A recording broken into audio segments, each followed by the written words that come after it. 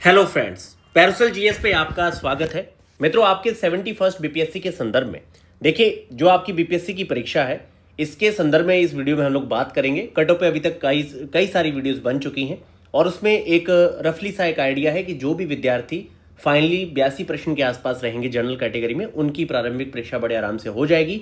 और महिलाओं की जो कटअप है, जो आपके स्टेट बिहार स्टेट से बिलोंग करती हैं, उनकी कटअप काफ़ी कम देखने को मिल सकती है।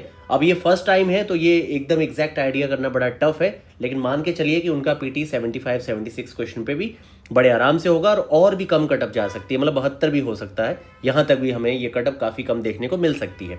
यहाँ पे देखिए, बीपीएससी की अगर मैं मुख्य परीक्षा की बात करूं तो देखिए मित्रों, जो किसी भी परीक्षा की जो एक रीड होती है वो उसके प्रीवियस ईयर क्वेश्चन होते हैं। अब आपको लगेगा कि ये किस तरीके से मतलब पॉसिबल है कि पीवाईक्यू क्वेश्चन तो सब पढ़ के जाते हैं, क्योंकि बहुत सारे पब्लिकेशन का पीवाईक्यू आता है। तो इन सब चीज़ों का समाधान भी मैं आपको बताऊंगा, लेकिन सबसे प्रमुख बात को समझने की आप कोशिश करिए।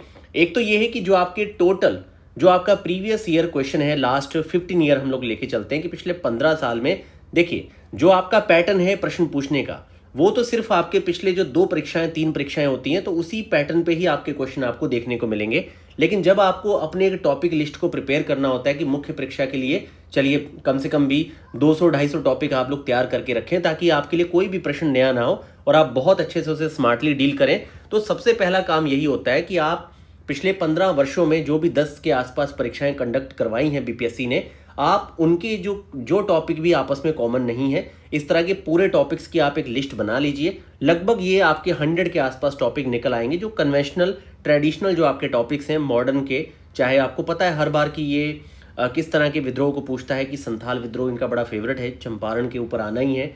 और बिहार के संदर्भ में पृष्ठभूमि पे कौन कौन से प्रश्न हैं, हर बार आपकी पटना, कलम या पाल या मौर्यन आर्ट आती है। तो इस तरह से आप देखोगे, केव आर्किटेक्चर हो गया, ये सारे प्रश्न जिस तरह से आप पिछले 15 सालों में जो आपकी 10 से 12 परीक्षाएं हुई हैं, जब आप उसके पूरे पैटर्न के एक टॉपिक की लिस्ट बना लोगे तो आपका पहला काम बनता है कि आप ये पीवाईक्यू टॉपिक्स पे अपना 2 से 3 पेज का नोट्स प्रिपेयर करें।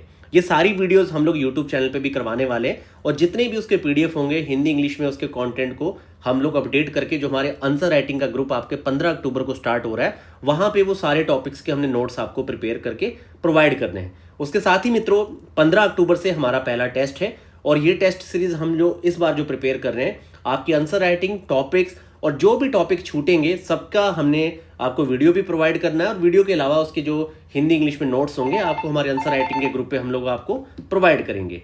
तो इन सारे टॉपिक्स में मैं आपको ये बात कहना चाह रहा हूं कि आखिर आपने अपनी मेंस की तैयारी को करना कैसे है। तो देखिए, सबसे पहला तो ये है कि आपके क्वेश्चन किस तरीके के आएंगे।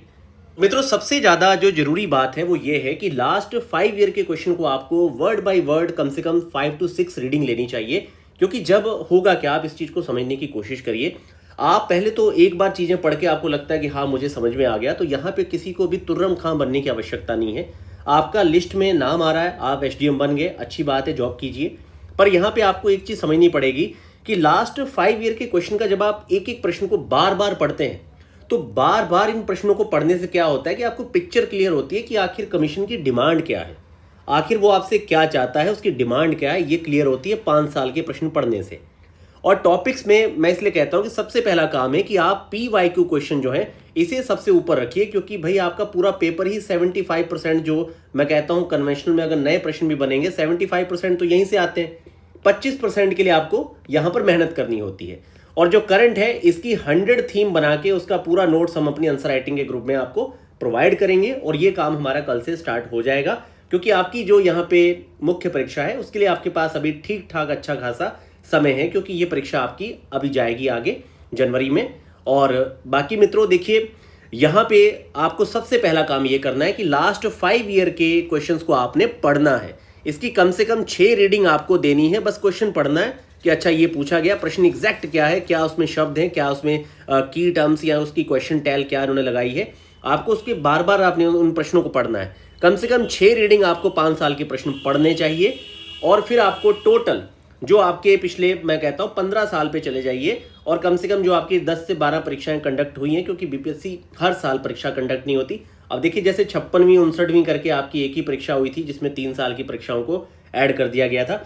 तो इस तरीके से आपके जो लास्ट मतलब कि 10 पेपर हुए हैं, उसके अलावा जो बीपीएससी कंडक्टेड सीडीपीओ वगैरह के जीएस के पेपर है, ये सारे उठा के आप अपनी एक टॉपिक लिस्ट बनाइए कि कौन सा टॉपिक आए हैं, बस टॉपिक का नाम लिखते जाइए। ऐसे आपकी एक लगभग मान के चलिए, मैं मानता हूं कि 100 के आसपास 120 टॉपिक ही ऐसे निकलेंगे। तो आपका सबसे पहला काम है कि आप इन 120 टॉपिक पे आपको पूरा कंटेंट अपना तैयार करना है बहुत अच्छे से।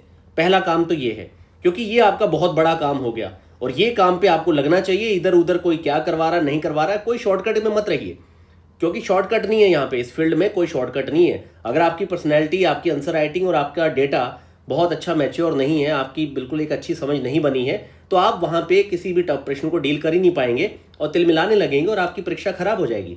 तो आपका सबसे पहला काम है कि आप लास्ट 10 परीक्षाओं के जो 120 टॉपिक है, इसका आपको कंटेंट प्रिपेयर करना है बहुत अच्छे से। और कंटेंट में आपको नोट्स बहुत सारे मिलेंगे मार्केट में। कई बार एक नोट्स अच्छा नहीं होता, आपको 2-2, 3-3 नोट्स को फिल्टर करना पड़ता है। बस करंट के साथ अच्छा क्या है कि आप उस टॉपिक को सिंपली सर्च करिए तो आपको बहुत सारे साइट्स के कंटेंट आ जाते हैं। इसलिए करंट से जुड़ा हुआ जितना भी सेक्शन है आपका, गवर्नेंस का, बिहार स्पेशल का, बजट, इकोनॉमी सर्वे, साइंस टेक, इन सारे सेक्शन को आईआर के लगभग 50 टॉपिक होंगे, क्योंकि आईआर बड़ा फेवरेट है बिहार का। आईआर हो गया, पॉलिटिक्स की जो होती है आपकी राजनीतिक दल वगैरह, ये सारी चीजें, जातिगत राजनीति, ये सारे पॉइंट्स बड़े फेवरेट हैं बीपीएससी के। तो ये सारे आपको मैं कवर करवाऊंगा, ये सारे करवाऊंगा। तो ये पूरी आंसर राइटिंग का मैंने आपको एक सिंपल फेज बताया है कि पहले आप 5 साल के प्रश्नों को उठा के 6 रीडिंग लगाइए, फिर आप लास्ट 10 ईयर के क्वेश्चंस में से निकाल के फिल्टर करके 120 टॉपिक पे अपना कंटेंट बनाना शुरू करिए। और ये हम सारे, ये जो आपके टॉपिक हैं, ये सारे हम अपने आंसर राइटिंग में शामिल कर रहे हैं। ये 100 थीम वो है जो हमने अपनी पूरी आंसर राइटिंग के 200 टॉपिक में नहीं रखी, क्योंकि ये 100 और ये 200 मिला के 300 टॉपिक पे आपका इतनी तैयारी हो जाएगी कि परीक्षा आप बहुत स्मार्टली डील कर पाएंगे। तो मित्रों, हमारी आंसर राइटिंग का लास्ट जो डे है आपकी 15 तारीख को, क्योंकि आंसर राइटिंग स्टार्ट हो रही है, तो आप इसमें एडमिशन ले सकते हैं। सारी प्रोसेस हमने हमारे टेलीग्राम चैनल पे दी है, जिसका लिंक हमारे डिस्क्रिप्शन में है। बाकी आप इस तरीके से पूरा पढ़ना शुरू करिए। और अब आपके पास यहाँ समय बहुत कम है, और रेडियो की परीक्षा के लिए भी कल से आपको 4 to 5 शॉर्ट्स डेली 2.5 से 3 मिनट के मिलने शुरू हो जाएंगे। आप उसे भी पढ़ना शुरू करिए।